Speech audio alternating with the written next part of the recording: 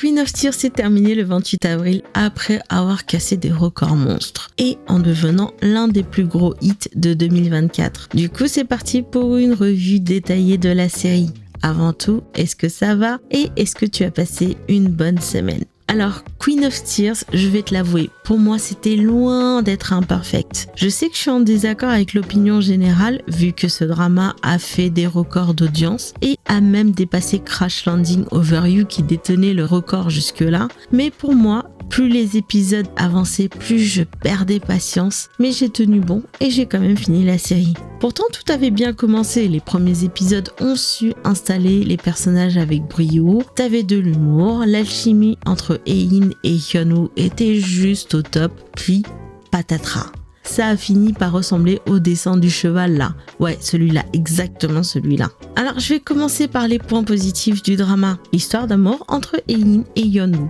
Un pur délice. Ce couple s'est perdu de vue suite à une tragédie et ils ont laissé un fossé se créer entre eux, à tel point que Hyunwoo, il n'en pouvait plus de cette vie et le mec, il ne souhaitait qu'une seule chose, se barrer le plus vite et le plus loin possible de sa femme et de sa belle famille. Mais l'annonce de la maladie d'Ein va changer la donne et le mec se dit « Hey, il y a moyen d'avoir le beurre et l'argent du beurre !» Et les retrouvailles de ce couple va se faire naturellement. Hein, même si elle s'est fait tromper, elle a cru en son époux et Hyunwoo, en refréquentant sa femme, il va se rendre compte qu'il n'a jamais cessé de l'aimer. Mais ces retrouvailles ne vont pas se faire sans heurts parce qu'il y aura pas mal de hauts et de bas qui vont mettre leur amour à l'épreuve. Ouais, je sais, j'ai pas été très inspirée, du coup j'ai sorti cette phrase cliché. Mais que veux-tu? Et moi perso, tu vois, je suis restée grave attentive et scotchée à mon écran à chacun de leurs moments. Parce que ouais, il y avait pas mal de moments où j'avais préféré regarder mon téléphone plutôt que de regarder mon ordinateur tellement certains passages me saoulaient. Ce qui fait que le couple Hein et Hyunwoo est l'argument principal de ce drama. Car leur histoire d'amour est tout simplement belle et émouvante. Sans compter qu'ils avaient trop de moments mimi que j'avais grave kiffé. Que ce soit le coup de la salle de bain où Hein n'arrêtait pas de se poser des questions ou le regard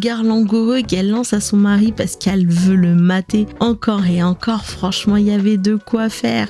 Le développement de certains personnages. La famille de Hein est celle que j'ai plus appréciée. Alors, même si la relation entre les différents membres de la famille n'est pas forcément au beau jour, pour une fois pris individuellement, ce sont pas des gens foncièrement mauvais, prêts à détruire tout le monde. Et c'est aussi pour ça que quand ils se retrouvent sans le sou du jour au lendemain, la famille réussit à se réunir et à faire front commun, tout en les rendant plus sympathiques au passage. Celui qui réussit haut la main cet exercice, c'est Sochol, qui continue de faire fi de sa fierté pour conquérir encore et encore Deya, et je me dis que son personnage est passé d'un extrême à un autre. La meilleure de la famille reste Bomja parce que son personnage il déchire de ouf. Parce qu'elle est clairement sans filtre, elle s'en fout de tout et elle n'hésite pas à dire haut et fort tout ce qu'elle pense.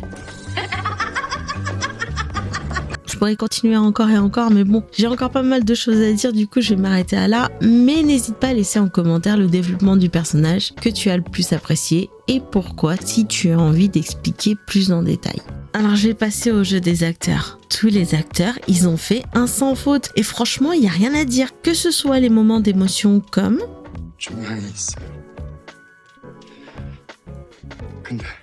ou sinon les moments humoristiques comme...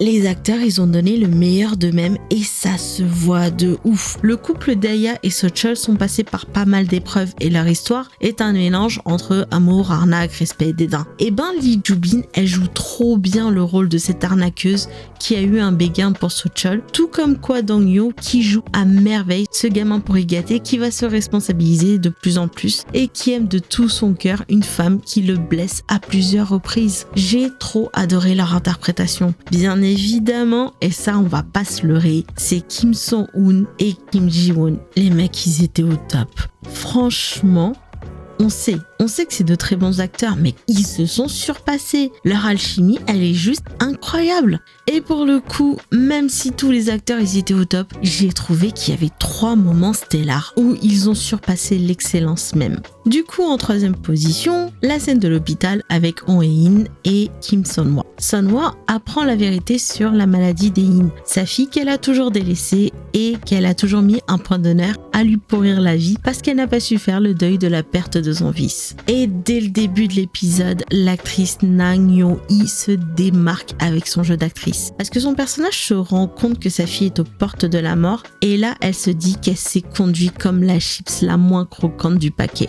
Ouais, c'est le truc le plus sympa que j'ai trouvé à dire parce que sinon je l'aurais insulté direct. Et sa première réaction a été de rejeter la faute sur Baek Hyun-woo. Et déjà là, tu vois, je l'ai trouvé trop bien dans cette scène. Mais elle s'est grave surpassée dans la scène de l'escalier, où la meuf, elle fait amende honorable auprès de son beau-fils, puis auprès de sa fille. Et là, le masque de fierté de Sunhwa, il tombe et il vole en éclats. Car elle est obligée de faire face à ses erreurs. Et tout ce que moi j'ai vu, c'est une mère brisée qui se rend compte qu'elle a péché par excès d'orgueil et qui a complètement échoué en tant que mère. Et là, on se rend compte aussi qu'elle aime vraiment sa fille de tout son cœur, même si elle l'a jamais montré auparavant, tu vois, et que perdre Hein lui serait intolérable. Et c'est ce moment de mise à nu entre les deux où Sunhwa s'excuse enfin auprès de sa fille qu'on sait que ces deux-là vont se réconcilier et qu'elles pourront enfin construire une nouvelle relation. La cathédrale de Berlin. Oh là là, cette scène. Hyun-woo va retrouver une Hein dévastée en train de pleurer après qu'elle se soit barrée comme une fleur de l'hôpital. Mais bon, faut la comprendre. Elle venait d'apprendre que l'opération qui lui sauverait la vie lui ferait aussi oublier ce souvenir. Et tu te retrouves à assister entre deux personnes qui ont chacune une raison valide de rester sur leur position. Hyun-woo veut que sa femme vive à tout prix, ce qui est tout à fait compréhensible, et Hein estime que perdre sa mémoire, c'est comme si qu'elle mourait, mais d'une manière différente. Et Hyun-woo il la supplie tout en lui promettant de tout faire pour la reconquérir si jamais elle perdait la mémoire. Et elle dit qu'elle pourrait jamais prendre ce risque et tous les deux sont tellement désespérés. Et moi de l'autre côté de l'écran, j'étais là comme une idiote à pleurer en me disant que c'était trop pas juste et que ces deux-là ils souffraient trop. Et si je pleurais, c'est parce que ces deux-là, ils ont su transmettre l'émotion de leur personnage avec brio. Et là, j'arrive en première position, la scène de l'accident. Comme si l'épisode n'était pas assez chargé en émotions, les mecs, ils ont fait une petite pause mini choupi, puis paf, en moins de 10 minutes, ils m'ont encore jeté dans la fosse au pleurage avec l'accident de voiture. Hyun-woo pense que la voiture s'est fait engloutir et que sa femme, elle est dans la voiture. Et tu vois son regard que le mec, il est en état de choc et qui fait le difficile exercice de comprendre ce qui vient de se passer. Et dès qu'il percute qu'Ein est dans la voiture, le mec, il se précipite pour essayer de la sortir jusqu'à que elle l'appelle et se rend compte qu'elle est en vie. Oh là là, je suis restée bouche bée à ce moment-là parce qu'il a tellement bien joué. Il a tellement bien joué le soulagement de quelqu'un qui se rend compte que tout va bien alors que son esprit a cru que tout était perdu. Non, franchement, c'était impressionnant. Et petit conseil, si jamais tu veux voir un autre moment aussi oufissime de cet acteur, je te conseille le drama It's Okay Not to Be Okay dans la scène où il se rend compte que son frère sait. Le désarroi sur son visage était juste oufissime. Je te dirai pas dans quel épisode c'est parce que je pense que tu apprécieras mieux la scène en regardant tout le drama. Mais pour en revenir à cette scène, chacune de ces micro-expressions était juste trop parfaite. Non, franchement, il le mérite son salaire. Y a rien à dire. Mais pour le coup, les deux dernières scènes, ce sont vraiment des moments ex aequo pour moi, tellement j'ai été éblouie par leur jeu d'acteur. Et je pense sincèrement que, plus que le scénario, c'était vraiment le jeu d'acteur qui a fini par porter le drama tellement ils étaient tous oufissimes. Et là, sans transition, je vais passer au mauvais côté de ce drama. Ouais, je suis désolée, mais il faut bien que j'en parle. On va commencer par certains personnages comme la famille de Hyun-woo. Je comprends la nécessité de ces personnages, vu qu'à un moment, ils finissent tous par cohabiter et qu'au final, ça va rapprocher les familles. Mais autant la maman, j'ai aucun problème avec elle. Elle, je l'adore. Et chacun de ces moments avec Hein, franchement, c'est grave touchant. Le papa, un peu moins parce que lui, il y a des moments ça passe, il y a des moments ça passe pas. Mais les deux autres enfants, waouh, non, j'ai vraiment du mal avec eux, mais j'ai vraiment beaucoup de mal avec eux. Je pense que c'est juste moi qui ai eu du mal avec ces personnages. Mais dis-toi que je n'ai pas du tout réussi à les trouver sympathiques et leur passage, il me cassait le rythme du drama. Drama dont le scénario s'est clairement dégradé au fil des épisodes. Les premiers épisodes, c'était quasiment des perfects, sauf les scènes côté famille Yeonwoo. Les personnages, ils étaient tous bien introduits. On comprenait bien que les deux protagonistes, à l'époque, ils étaient grave in love et qu'ils se sont séparés, qu'ils s'entendent pas trop bien et que la maladie d'Ein va clairement changer la donne. Puis après, c'est la débandade. Je sais pas si c'est parce que les épisodes étaient trop longs, vu qu'on dépassait 1 heure à chaque fois, ou si la scénariste s'est perdue entre temps. Mais on s'est vraiment retrouvé avec le dessin du cheval là. Parce que Dieu du ciel, des fois, c'était limite douloureux tellement je trouvais que ça tournait en rond. Les reprises de clichés au début du drama, ils étaient parfaits. Quand Ein descend de son hélicoptère pour promettre monts et merveilles, ou même la scène où la sœur veut donner de la thune pour qu'Ein rompt avec son frère, avec Ein qui prend quand même la thune, ça, c'était trop bien.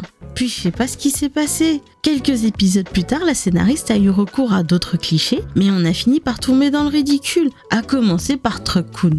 Non seulement on a une scène en Corée du Sud, mais bon, ça c'est normal, tu me diras. Mais en plus, le truc, il s'est internationalisé. Genre, il y a le cousin allemand de Truck-kun qui fait une apparition en mode guest star. Et avec ça, t'avais trop de trames. Il y avait trop de trames. Entre l'élection du papa de Yeonwoo avec les pêches et les pommes, la maîtresse et ses plans sur le long terme, les détournements de thunes, les magouilles et j'en passe, il y avait trop de trucs qui cassaient le flot de l'histoire principale. Et du coup, j'ai vraiment fini par avoir l'impression que la scénariste, soit elle s'est un peu beaucoup emmêlé les pinceaux, soit elle a eu une grosse flemme. Et l'histoire, elle a fini par devenir un peu brouillon par moment, pour ne pas dire ennuyante, avec de grosses facilités scénaristiques. Mais s'il y a bien un truc qui a vraiment eu du mal à passer pour moi, c'était le personnage d'Unso. Il était censé être le second lead méchant qui devait mettre des bâtons dans les roues, mais il a fini par devenir un méchant grave pathétique qui n'a pas compris la consigne et qui s'est amusé à jeter des Legos à côté des roues. Le problème d'Unson, c'est qu'il est complètement unidimensionnel. Il est méchant, il est amoureux d'Ein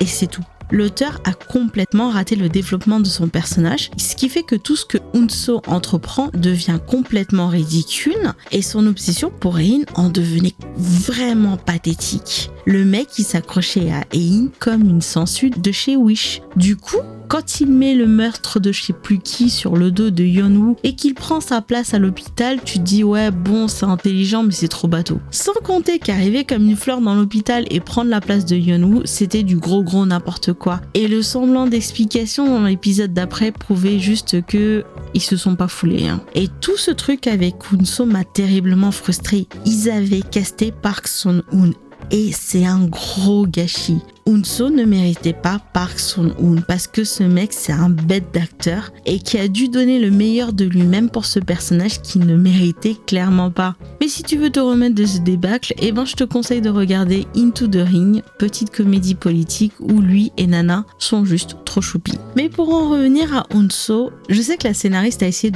d'expliquer le personnage, ses motivations, mais pour le coup ça sonnait trop plat et c'était complètement raté. À la limite elle aurait dû éviter les flashbacks et je pense que ce serait peut-être passé. Donc pour le coup, est-ce que je reverrai Queen of Tears ? Très certainement. Mais c'est pas un drama que je reverrai entièrement de A à Z. Je pense, et c'est quasiment sûr, que je sauterai les passages qui me saoulent parce que franchement, il y en a pas mal des passages qui me saoulent. Est-ce que c'est un drama que je conseillerais ? Clairement. Franchement, ouais. Parce que malgré ses défauts, Queen of Tears reste un assez bon K-drama avec un casting solide et une magnifique histoire d'amour. Et toi, t'en as pensé quoi du drama ? Est-ce que t'as grave surkiffé ou est-ce que tu rejoins mon avis ? Pour le coup, on va s'arrêter à là pour aujourd'hui. Et comme d'habitude, je te souhaite de passer un bon dimanche, une bonne semaine et je te dis à dimanche prochain.